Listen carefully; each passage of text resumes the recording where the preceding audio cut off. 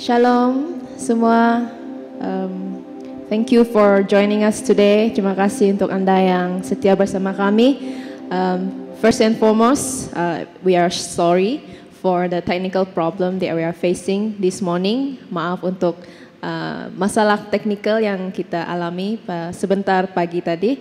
So now we are doing the recording. So we hope that you have a blessed service with us today. So before we start, I want to give thanks to the Lord. Kita mau mengucap syukur kepada Tuhan atas berkat kemurahan-Nya, atas kasih karunia yang Dia telah anugerahkan kepada setiap kita di sini. Dan kita ingin berdoa untuk negara kita pada hari ini, berdoa untuk gereja-gereja kita, berdoa untuk keluarga kita dan juga rekan-rekan kita, dan juga mereka yang berkeperluan, mereka yang dalam pergumulan. Kita doa untuk penghiburan Tuhan dan damai sejahtera Tuhan bersama mereka. Dengan ini mari kita berdoa dan saya akan pimpin kita dalam doa. Haleluya. Bapa kami di surga, terima kasih Tuhan. Bapa kami di surga, terima kasih Tuhan pada saat ini Tuhan yang telah Engkau berikan. Terima kasih Tuhan untuk kesempatan pada hari ini Tuhan, untuk melayani-Mu, untuk memuji dan sembah-Mu Tuhan, untuk mendengar firman-Mu Tuhan.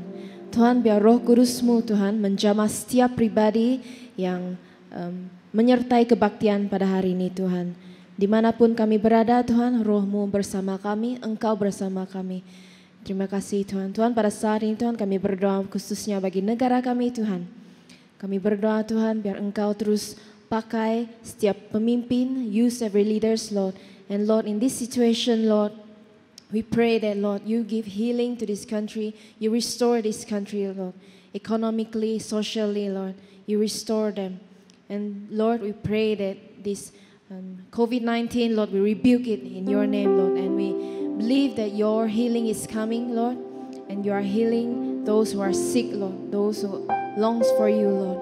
And Lord, we pray that as will be the vaccines coming in, and we pray that each and every one will receive it and will get healing through it, Lord. Thank you, Jesus.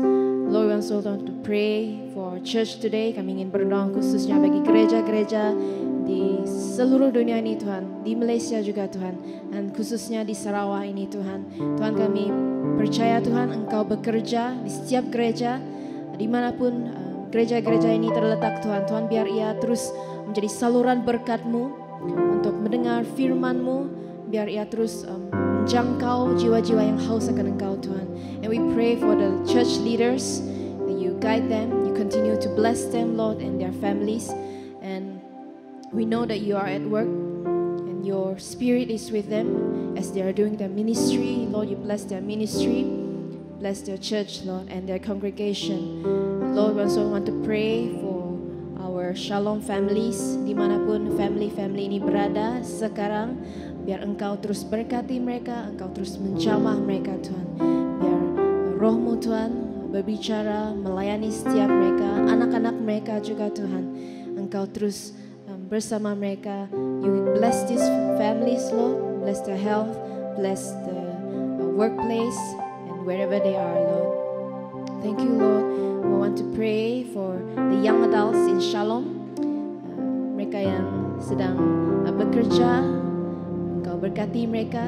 Terima kasih Tuhan untuk pekerjaan yang Kau telah sediakan untuk mereka Tuhan. Biar mereka berada di tempat mereka akan terus menjadi saluran berkat buat rekan-rekan sekerja mereka Tuhan. Tuhan, kami juga berdoa khususnya untuk yang sedang mencari pekerjaan Tuhan. Tuhan, kami percaya Engkau telah menyediakan tempat buat mereka. Let your kingdom come, your will be done in all the workplace, Lord. Let it we be the salt and light to people around us, Lord. And Lord, want to pray for our Shalom students, pelajar-pelajar yang melayani di Shalom, yang berkebaktian di Shalom Tuhan. Kami percaya Engkau bersama mereka, Engkau pimpin langkah mereka Tuhan. Setiap langkah mereka, mereka yang masih belajar ini Tuhan. Though it's a long distance learning, but you are with them Lord. Setiap pembelajar mereka, study mereka, Engkau berkati Tuhan.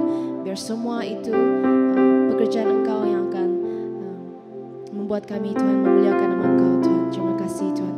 Tuhan, Engkau berkatilah kebaktian kami pada hari ini Tuhan. Setiap pelayanan yang terlibat dalam kebaktian hari ini, let your spirit guide us.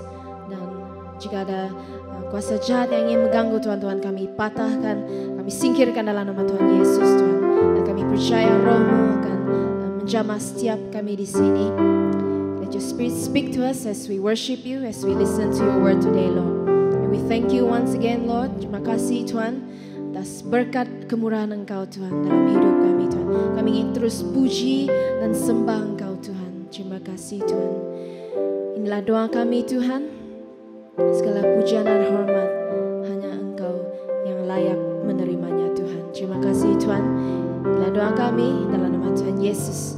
Kami telah berdoa. Amin. Terima kasih Tuhan. Terima kasih atas berkat kemurahan-Mu Tuhan. Pada saat ini Tuhan kami ingin sembah-Mu Tuhan. Terima kasih Tuhan.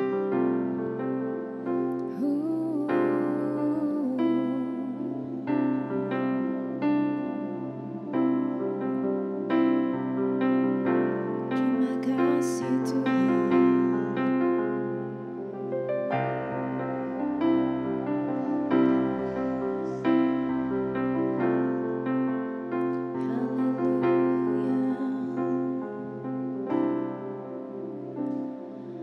Kau hiasi kehidupanku dengan kemurahan-Mu. Kau rancangkan masa depanku penuh dengan harapan. Kau hiasi kehidupanku dengan kemurahan-Mu. Kau rancangkan masa depanku penuh dengan harapan. Aku ada saat ini,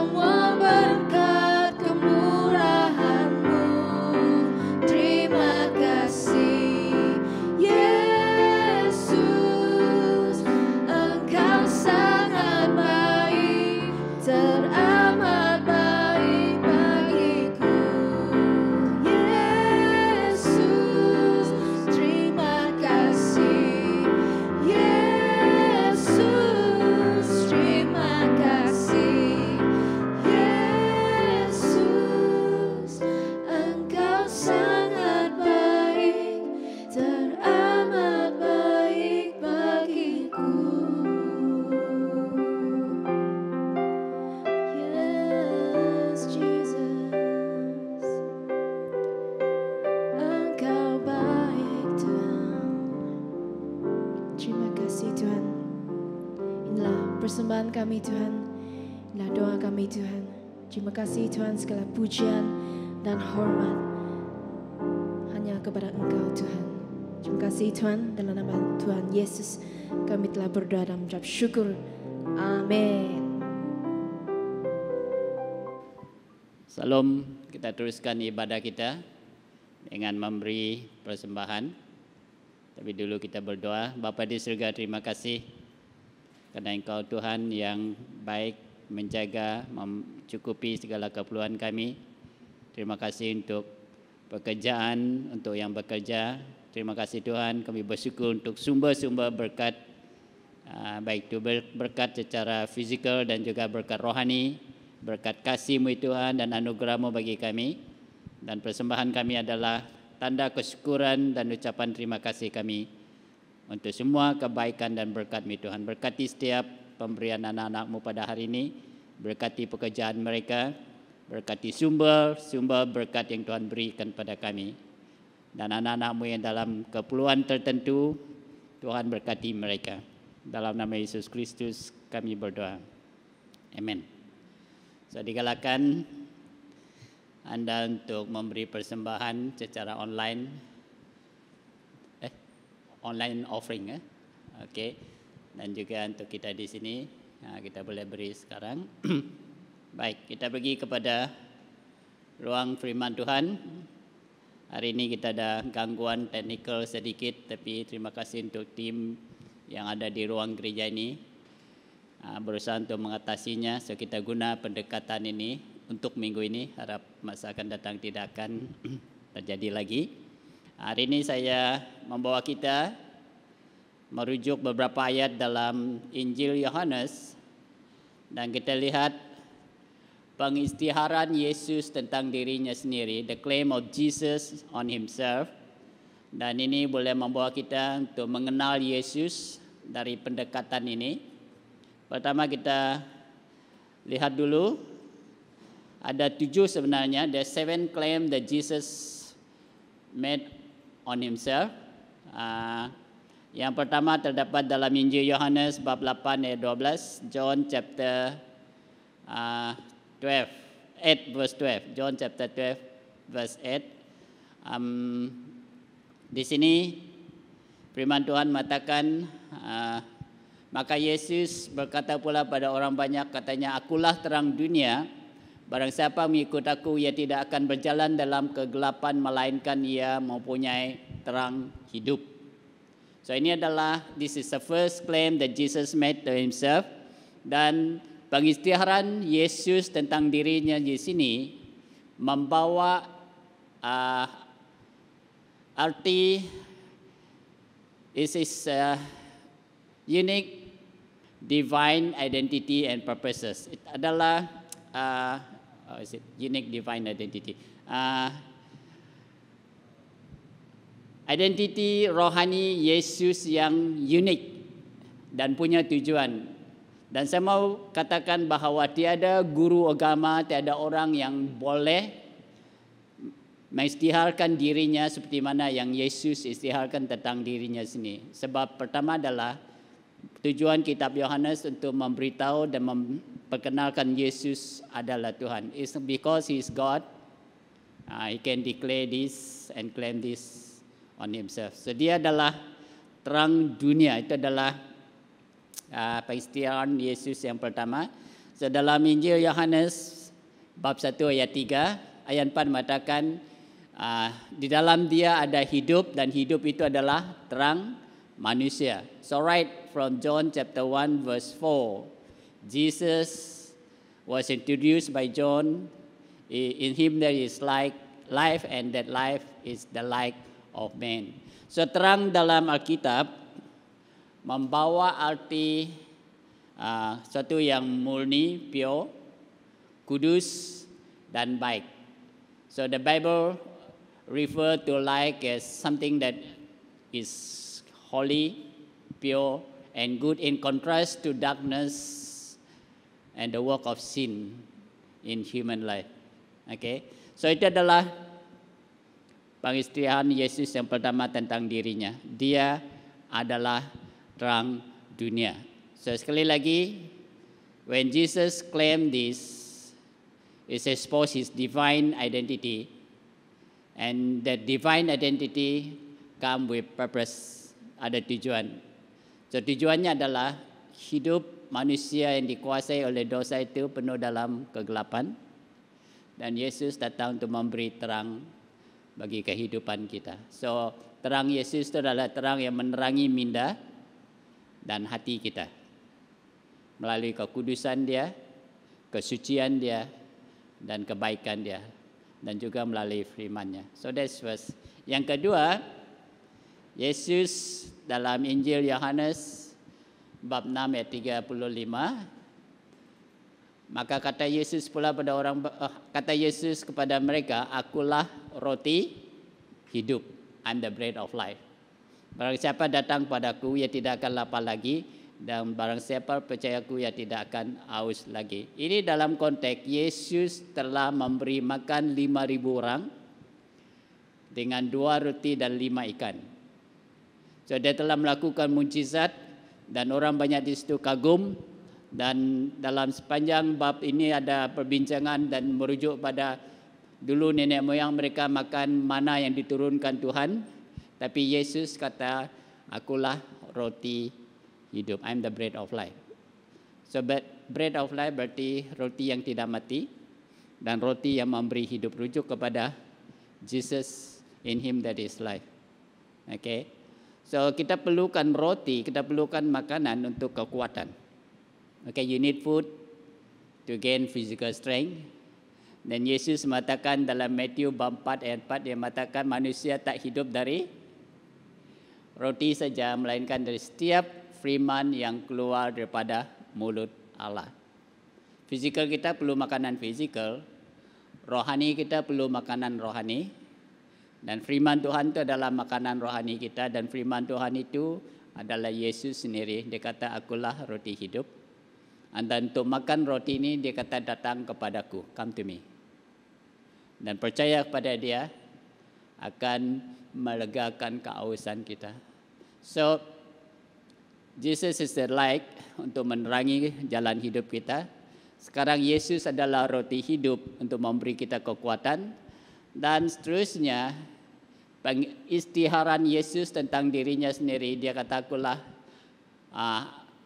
aku adalah pintu ke kandang domba itu. Dalam bab 10 ini, Yesus menggunakan perumpamaan, perumpamaan.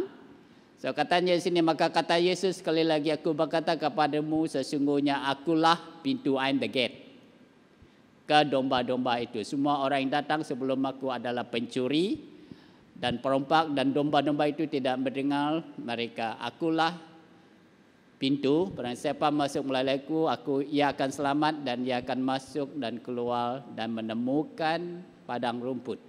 Okay, so Yesus menggunakan perumpamaan. Dia kata ada kandang domba dan pintu. So dia kata, akulah pintu untuk masuk ke kandang itu. Domba dalam Bible merujuk pada orang yang percaya. Okay. Dan kedua, tugas dia di sana adalah, dia adalah pintu dan dia juga adalah gembala. Ini pengistiharan dia seterusnya. Yang keempat, dia kata, aku adalah gembala yang baik. Ayat 10. Okay. Pencuri hanya datang untuk mencuri dan membunuh dan membinasakan. Aku datang supaya mereka mempunyai hidup dan mempunyainya dalam segala kelimpahan. Ayat 11, dia kata bahwa aku adalah gembala yang baik. Gembala yang baik menyerahkan nyawanya untuk domba-dombanya. So ada dua pengistiharan Jesus di sini. His claim, first, he's the gate. Second, he's the good shepherd. So tujuan pintu ataupun gate itu adalah untuk mengawal keluar masuk dan juga untuk memberi perlindungan dan keselamatan bagi dombanya. Dan seterusnya dia kata, aku adalah gembala yang baik. Tugas gembala adalah memimpin, melindungi, menjaga segala keperluan dombanya. Oleh sebab itu dia kata, aku datang untuk memberi hidup yang berkelimpahan. So aspek ini saya sangat diberkati. Jesus is the shepherd of my life. Yesus adalah gembala bagi hidupku. Dia kenal apa yang saya perlukan. Dia tahu ke mana harus saya tuju, dia akan pimpin. Dan dia tahu dalam bahaya dia akan melindungi. So that's one of his divine identity. He is the good shepherd. Dan seterusnya, yang kelima, Yesus mengisytiharkan satu pengisytiharan yang no human being can claim this. Okay? So dalam Yohanes 11 ayat 25, Yesus berkata, akulah kebangkitan dan hidup. Barang siapa percaya kepadaku, ia akan hidup walaupun ia sudah mati. I am the resurrection and life. Ini dalam konteks dia telah membangkitkan Lazarus yang telah dikubur selama 4 hari. Yang the sisters katakan dia sudah busuk.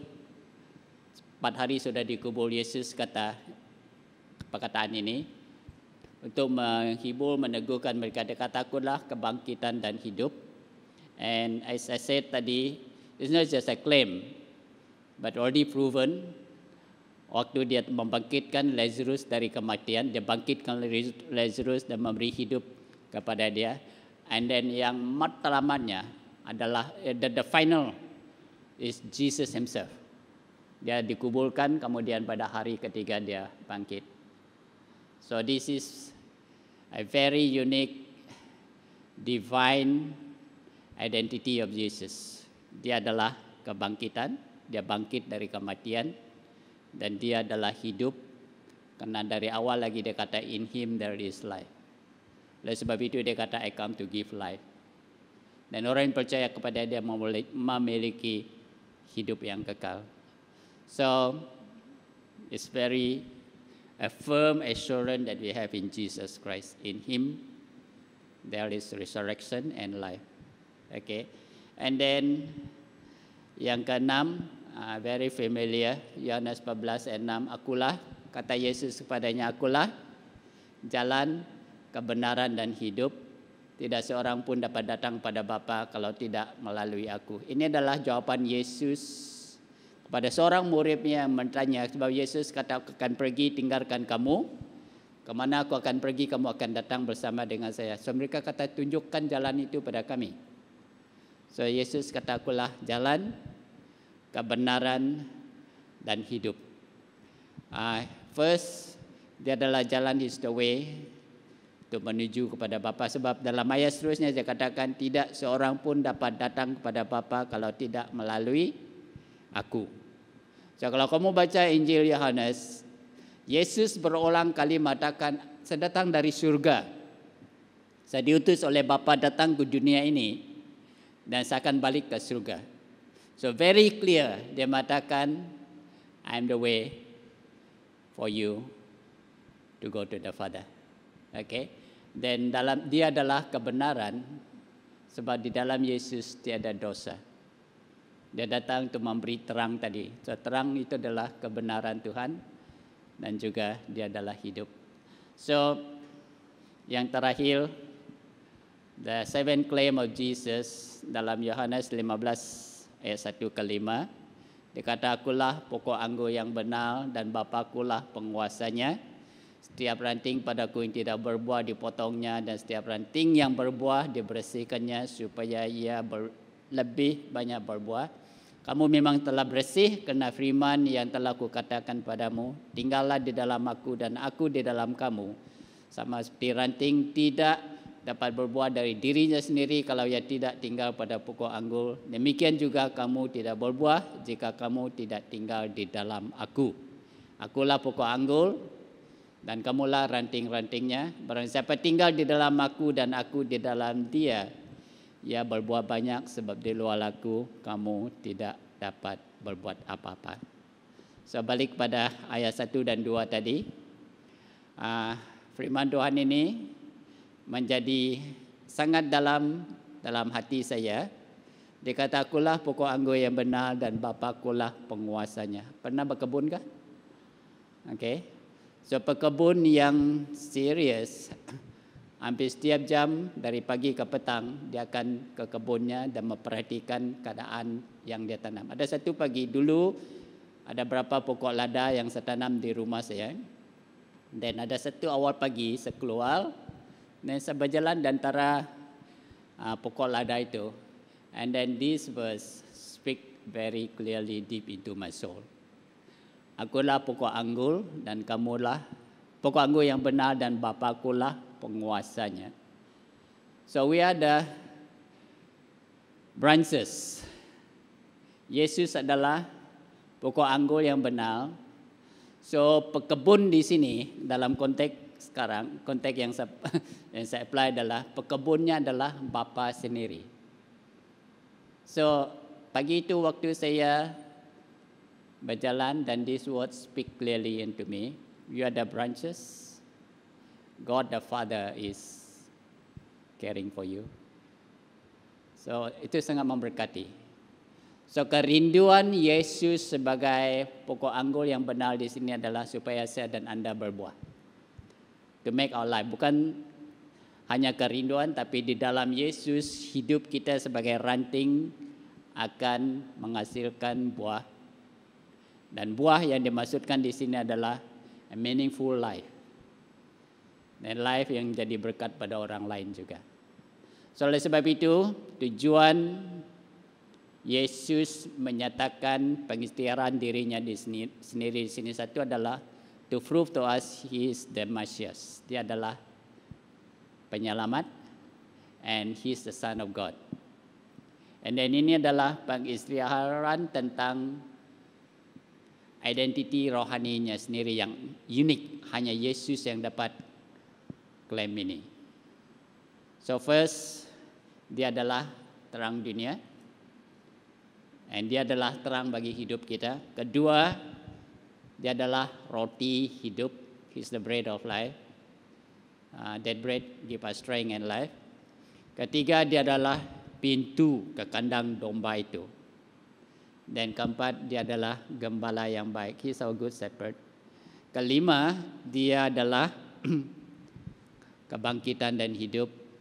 Keenam, dia kata dialah jalan kebenaran dan hidup. Ketujuh, dia adalah pokok anggur yang benar. So semua ketujuh pengisytiharan Yesus tentang diri dari sini adalah pengisytiharan tentang identiti rohaninya yang sangat istimewa.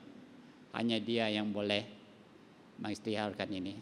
There's no human being can and able to make this claim. It's only Jesus Christ because He's God. So dengan itu, I just finished. Saya baru habis membaca dan mempelajari Injil Yohanes. I just finished reading and study the Gospel of John.